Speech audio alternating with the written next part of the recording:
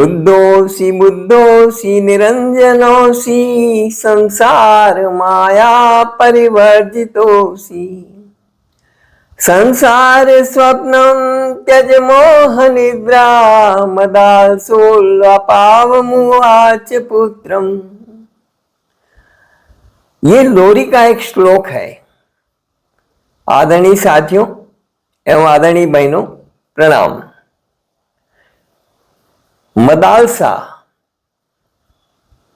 मदालसा को महारानी कहा जाए क्योंकि वो महारानी तो थी, महारानी मदालसा, लेकिन मैं उसको मां मदालसा कहना ज्यादा उपयुक्त समझता हूं।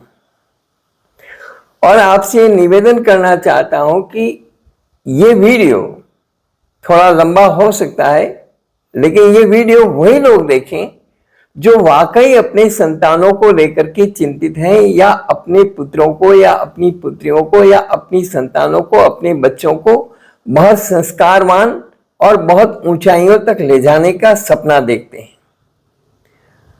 क्योंकि fast food, junk food, pack food, इसका जिनको चस्का है और जो इसी में रमना चाहते हैं, जो इसी में रमते रहते हैं, और जिनके पास अनूठा पैसा यानी नंबर 2 काला धन, जिनके पास अनाप शनाप पैसा है और जो अपने बच्चों को संस्कारों की कोई चिंता नहीं करते, उन लोगों के लिए ये वीडियो नहीं है। जो लोग अपनी संतानों को बहुत अच्छी संस्कारवान बनाना चाहते हैं, उन लोगों के लिए ये वीडियो है। या जो लोग अब शादी करेंगे या शादी हो गई लेकिन अभी तक कंसीव नहीं किया है और कंसीव करना चाहते हैं, उन लोगों के लिए ये वीडियो है। जिन लोगों ने बच्चे को हाल ही जन्म दिया है और अपने बच्चे को बहुत अच्छा ऊंचा बनाना चाहते हैं, सपना देखते हैं और बच्चे के लिए अच्छा सोचते हैं, उन माताओं के लिए ये वीडियो है। मां मदालसा यानी महारानी मदालसा एक ऐसी स्त्री थी जो शायद उस जमाने में बहुत गुणवान, बहुत विद्वान, बहुत बुद्धिमान थी। मदालसा की कहानी मार्कंडेय पुराण में आती है। वह राजा ऋतुध्वज की पत्नी थी। जब उनके बच्चे रोते थे तो रानी मदालसा उन्हें छोटे खिलौनों और गुड़ियों से खुश नहीं करती थी, बल्कि लोरी गाती थी, लोरी सुनाती थी, जो भौतिक चीजों के प्रति आकर्षित नहीं करके और जो अध्यात्म की ओर ले जाती है, जो गुणों और जो संस्कारों की ओर ले जाती है लोरी।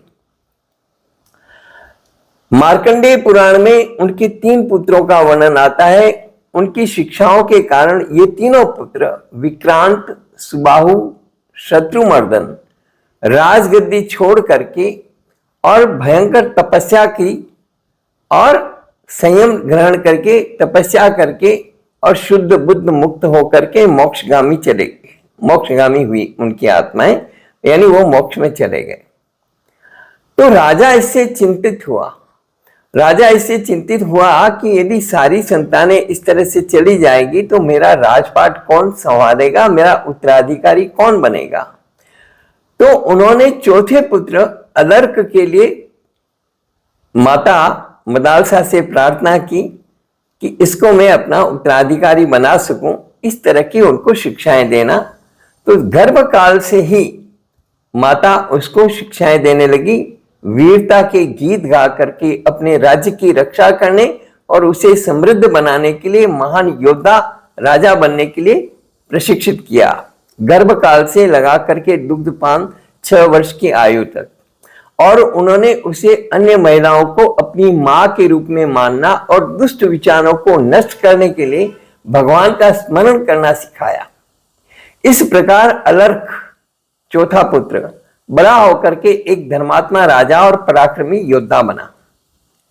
जैन ग्रंथों में मां मदालसा के 7 पुत्रों का उल्लेख है कि 7 पुत्र संयम लेकर के शुद्ध बुद्ध मुक्त हुए, मोक्ष गए, लेकिन 8वां जो पुत्र था उसको इसी तरह से राजनीति की शिक्षा दी और वो एक कुशल शासक बना।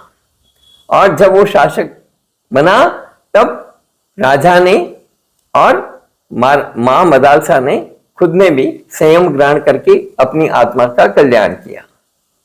तो ये लोरी, यहां पर मेवाड़ में भी बहुत सारी लोरियां प्रचलित थी, माताएं सुनाती थी। बालो पाखा बाहिर आयो, माता बेण सुनावे यूं, मारी कुख सिराई जेरे बाला, मैं थने सकरी घूटी दूं।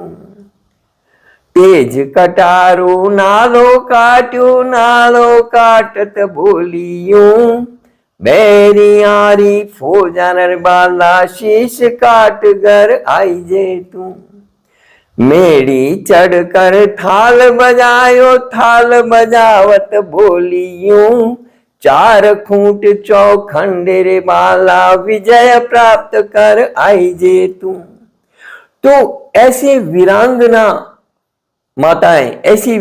माताएं जिनके पुत्र भी वीर हुए और उन्होंने अपनी धरती की रक्षा की। तो ऐसे संस्कार हैं, इस मिट्टी के संस्कार हैं, ऐसी माताओं के संस्कार हैं। तो मैं मां मदालसा के बारे में आज आपको बताना चाहता हूं कि मां मदालसा ने किस प्रकार से उनको बच्चों को शिक्षित किया, संस्कारित किया। हमारे यहाँ एक कहावत है, जैसा खावे अन्न वैसा होवे मन, जैसा पिए पानी वैसी होवे वाणी। और आज का खान पान, बच्चों के संस्कार कैसे हैं आप सामने देख सकते हैं। किसी भी घर में, किसी भी परिवार में आप बच्चों की हालत देख सकते हैं आज कि किस तरह से fast food, junk food, pizza, burger, अनाप शनाप बाहर का अभक्ष खाया जा रहा है। और उनकी बोली चाली, उनका व्यवहार किस प्रकार का है, किस प्रकार की उद्दंडता, किस प्रकार का विवेकहीन आचरण आज के पीढ़ी में है। तो ये एक चिंता का विषय है, और ये चूंकि बहुत भयंकर चिंता का विषय है, और आने वाले समाज के लिए, आने वाले देश के लिए जो ये पीढ़ी है, ये क्या करेगी, क्या नहीं करेगी, ये सब सोचने की बात है। आज इसके ऊपर गहन चिंतन मनन की जरूरत है। शायद कोई बिरले लोग करते होंगे, बाकी आजकल सभी भौतिकता की अंधी दौड़ में बह रहे हैं। और मेरे मन में ये भावना है कि मैं ऐसी मां मदालसाएं तैयार करूं। तो इसलिए मैं ये सारा वीडियो बना रहा हूं।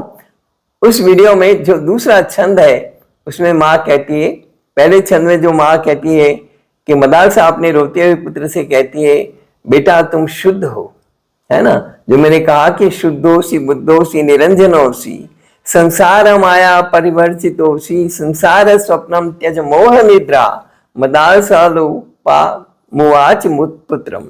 यानी माँ मदालसा अपने रोते हुए पुत्र से कहती है, बेटा तुम शुद्ध हो, ज्ञानवान हो और निष्कलंक हो। संसार के मोह को छोड़ो और मोह की इस गहरी नींद से जागो पुत्र, जागो। शुद्धो सिरेतात न ते अस्ति नाम कृतम, ही तत्काल पन्याधुनैव, पंचात्मकम देहमिदम न ते अस्ति, नैवस्य त्वं रोदिषि कस्य हेतो।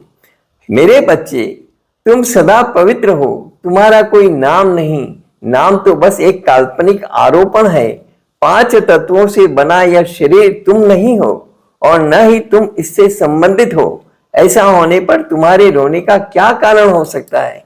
यानी तुम एक शुद्ध बुद्ध मुक्त आत्मा हो। यह शरीर तो एक आवरण है, आधार है जीवन को आगे बढ़ाने का। नवे भवन रोदिति विश्व जन्मा, शब्दो याद्या महिषासुनम, विकल्प मानो विविध गुणैस्ते, गुणाश्च भूतः सकलेन्द्रियेषु। जगत का सार वास्तव में नहीं रोता, तुम जगत के सार हो। सब शब्दों की माया है। हे राजकुमार, कृपया इसे समझो। तुम्हारे पास जो विभिन्न गुण हैं वे केवल तुम्हारी कल्पनाएं हैं। वे उन तत्वों से संबंधित हैं जो इंद्रियों को बनाते हैं, और तुम्हारा उनसे कोई लेना देना नहीं। भूतानि भूते परिदुर्बलानि, वृद्धिं समयन्ति यथेह पुंसः, अन्नं बुपानदि भिरेव, तस्मात् न तेस्ति बुद्धिर न च तेस्ति हानि। तत्व जो इस शरीर को बनाते हैं अधिक तत्वों के संचय से बढ़ते हैं अथवा कुछ तत्वों के निकल जाने पर आकार में घट जाते हैं।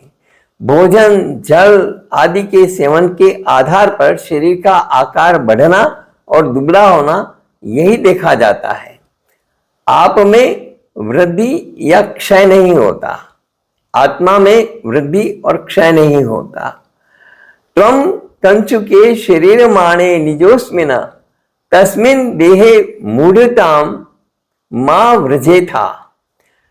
शुभाशुभो कर्मभिदो मेतत् मृदादिभि कंचुकस्ते पिनाद्ध। तुम शरीर में हो जो एक जैकेट की तरह है जो दिन प्रतिदिन घिसती जाती है।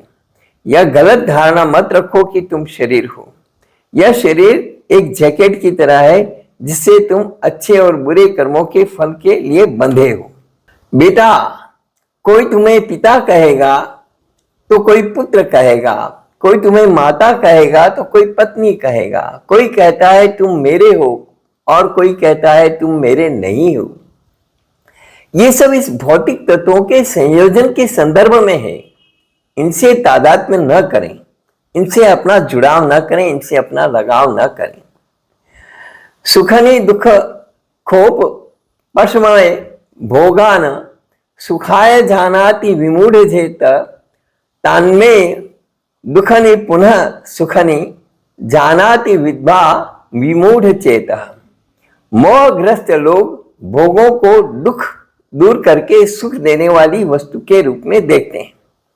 बुद्धिमान व्यक्ति स्पष्ट रूप से देख लेता है कि जो वस्तु अभी सुख दे रही है वही वस्तु दुख का कारण बन जाएगी। याना चित्तो तत्र गताश्च देहो देहोपिछान्यः पुरुषो विनिष्टः ममत्व मूरोया न यथा यथास्मिन् देहे ही मात्रम बत मूढ़ रोषा।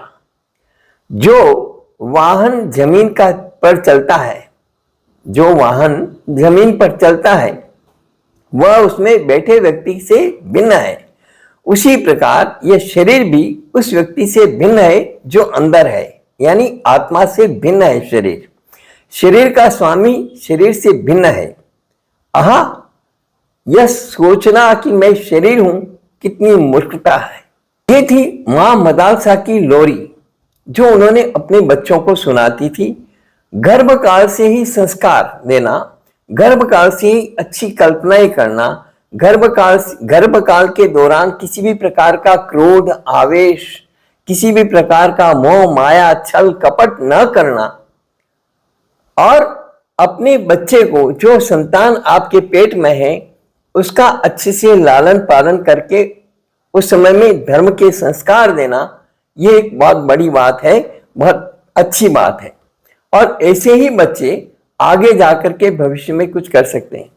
और कोई जरूरी नहीं है कि आप अपने बच्चों को महात्मा बनाएं, कोई जरूरी नहीं है कि आप अपने बच्चे को साधु बना दें, कोई जरूरी नहीं है कि आप बच्चे को आत्म कल्याण के लिए प्रेरित करें, लेकिन अच्छा नागरिक तो बना सकते हैं। आप चाहते हैं कि आपका बेटा अच्छा डॉक्टर बने, आप चाहते हैं कि आपका बेटा बहुत अच्छा इंजीनियर बने, आप चाहते हैं कि आपका बेटा जो है वो भ्रष्टाचारी ना बने और एक बहुत बड़ा अधिकारी बने, कोई आईएएस बने, कोई आईपीएस बने, लेकिन वो भ्रष्टाचार मुक्त हो और अच्छा नाम कमाए, आपका नाम को रोशन करे। तो आप ये सब संस्कार बच्चे को उस समय से दे सकते हैं जब आप कंसीव करते हैं। आप जब कंसीव करते हैं उसके बाद से बच्चों में धीरे धीरे वो संस्कारों का संचयन करिए। और जब आप दुग्ध पान कराते हैं तब लेश मात्र भी क्रोध न करें। परिवार में चाहे कुछ भी हो जाए, लेकिन आपको अपने बच्चे की चिंता करनी है, उसे संस्कारवान बनाना है, उसे अच्छा बनाना है, उसे ज्ञानवान बनाना है और उसका जीवन अच्छा बनाना है, उसका भविष्य अच्छा बनाना है। तो आपको त्याग करना पड़ेगा, क्रोध का त्याग करना पड़ेगा, मोह माया लोभ का त्याग करना पड़ेगा, छल कपट का त्याग करना पड़ेगा। और आपको उस समय में बच्चे को अच्छा से अच्छा पोषण देते हुए दुग्धपान कराते हुए अच्छी अच्छी बातें, अच्छी अच्छी लोरियां सुनानी पड़ेगी। और आपको स्वयं भी बहुत अच्छा स्वाध्याय करना पड़ेगा, अच्छे अच्छे ग्रंथों का, अच्छे अच्छे पुस्तकों का स्वाध्याय करना पड़ेगा। तो आप अपने बच्चे को बहुत अच्छा बना सकते हैं और बच्चे का अच्छा भविष्य बना सकते हैं। इस वीडियो में मैं इतना ही कहना चाहता हूं और विनम्रता से प्रार्थना करना चाहता हूं कि आप अपने बच्चे को इस तरह से संस्कारवान बनाएं कि वो आपकी थाती, आपका गौरव बने। धन्यवाद।